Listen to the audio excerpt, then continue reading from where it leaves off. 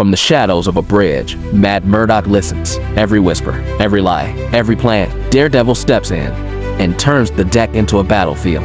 Wilson Fisk arrives at a capsized ship. Fisk is looking for a captain to blame, but he just found a devil to unmask. The hunt is on. The night air over the Red Hook docks is thick with fog. Daredevil perches atop a shipping crane. His radar sense picking up the rhythmic hum of the Northern Star, a massive cargo ship that shouldn't be there. With a silent leap, Daredevil drops onto the deck like a shadow. Two guards turn their heads just a fraction of a second. It's too late. The fight breaks out in the engine room. It's a brutal claustrophobic display of gymnastics and martial arts. Matt reaches the primary cargo hold and stops dead. His heightened senses scream as he detects the chemical signature of C4. Fisk didn't just bring weapons to New York. He rigged the ship to blow if a mask ever found it. The realization hits him. He isn't just stopping a shipment. He's walking into a funeral pyre. The ship's alarm begins to blare, a sensory nightmare for Daredevil. He struggles to keep his focus as the floor beneath him begins to tilt. Water begins to rush in. Daredevil vanishes through the water. Matt makes his way back to the deck. He finally reaches his safe house, the basement of Josie's bar, hoping Karen is there. They are happy their mission was successful. Fisk arrives at the port to see how his shipments have been destroyed. This is a terrorist attack, orchestrated and executed by the Vigilante of Hell's Kitchen. He knows it's Daredevil, so he asks Powell to organize a savage operation. A hunt for Daredevil and Karen Page. Fisk asks Buck to find the captains on the ship. The campaign to hunt down Daredevil and Karen Page is already in action. Fisk's task force are on the streets, which is making it a bit difficult for Karen Page to meet with her source. Karen's source, Jess, sent her new information. They have to save the captains before Fisk gets to them. Mr. Gomez brought the Attorney General to visit Fisk in his office. They are criticizing Fisk for making decisions without involving them and the governor, and is causing trouble in the city. Immediately, Mr. Charles burst in without permission. Sheila asked if he is supposed to be there, and he replied, I am definitely supposed to be here, Sheila.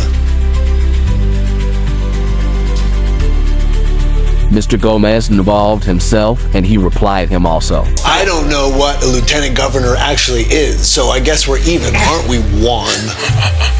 The Attorney General called his boss and realizes even his boss approves everything Fisk does. He now changes his mind from going against Fisk's operation. Jess's guys hid a file of information in the shop for Karen Page to come for it, even though there are posters of her around. Jack is held in a place no one knows and is given a psychiatrist instead of a lawyer. Dr. Glenn is there to get information out of Jack to use against him in court.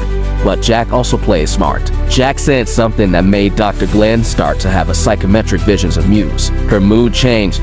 She started saying things that will terrify Jack out of anger. Hochberg visited Ms. McDuffie at her office. She wants her to plead out on the case because he thinks she won't win the case even with her evidence. She wants her to come back to the DA's office. She replied, It's a very generous offer, and I must respectfully say, fuck you.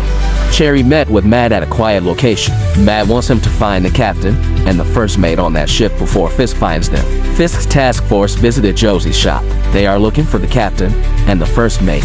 She refuses to answer them, and Powell slapped her. Then immediately, the captain tried to escape, but vehicles blocked his way. Powell hit him till his was weak. There is this lady who record videos mocking Fisk, but it's too serious because she leaks secret informations. Who could this lady be? We will unmask her in the next episode. Matt visited Josie's shop. He wants her to help him get the captain and the first mate. She said the task force took the captain, but she doesn't know where the first mate is. Matt said he will try to find the mate, but Josie said, Yes, we're doomed to try.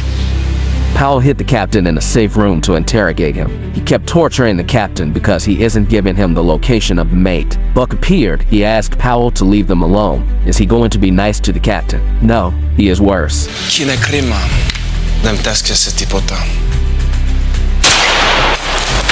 Fisk and his wife sat with Mr. Charles to talk about how to move the 30 tons of military ordnance out of the river across a major metropolitan area without anybody knowing. Fisk wanted to use his task force, but Mr. Charles thinks it's a bad idea. He will use people with no specialty so that after they have unloaded the boat, then they will make them disappear. Fisk agreed to that idea. Phoebe met with Karen. Karen told her how close she was with her uncle Ben Urid. She wants Bibi to stop following the footsteps of his uncle because it will get her killed. You know, there's a lot of dead bodies behind us, Bibi. I think maybe the best way to honor them would be not to join them. Dr. Glenn got a call from Ben Hochberg, Fisk's attorney. He wants to go through her psych eval on Jack. As they were talking, she started getting the psychometric visions of Muse. She still can't get over her past trauma even as a psychiatrist. The waiter informed Josie that someone is looking for her outside. She went to check, and it was Christophe Sava, the first mate on the Northern Star ship. She has to help keep him safe. Cherry was looking for a file in his drawer, then heard a knock on his door. It's Fisk's task force. Cherry quickly sent Daredevil a text. He knows they came to kill him. They burst in, grabbed Cherry, and sat him on a chair. He refused to answer them, and so they started torturing him. Immediately, Daredevil appeared. He hit the two officers down. He heard more coming, so he left Cherry and hid himself. As they entered, Daredevil appeared. It's a brutal claustrophobic display in martial arts. Daredevil lost focus when he realized Cherry's heart is failing. That's when the officers got an advantage to knock him down. They pinned him down and unmasked him. They were shocked as Matt Murdock, the blind warrior. Immediately, a stiletto lancet cut through the officers. A single stiletto lancet thuds into the asphalt mere inches from Matt's face, with a writing on it: "You're welcome." The Northern Star has fallen, but the real storm is just beginning. Wilson Fisk doesn't care about the cargo. He cares about the message. Now he's looking for a funeral. Like and subscribe for the next explosive episode recap. See you there.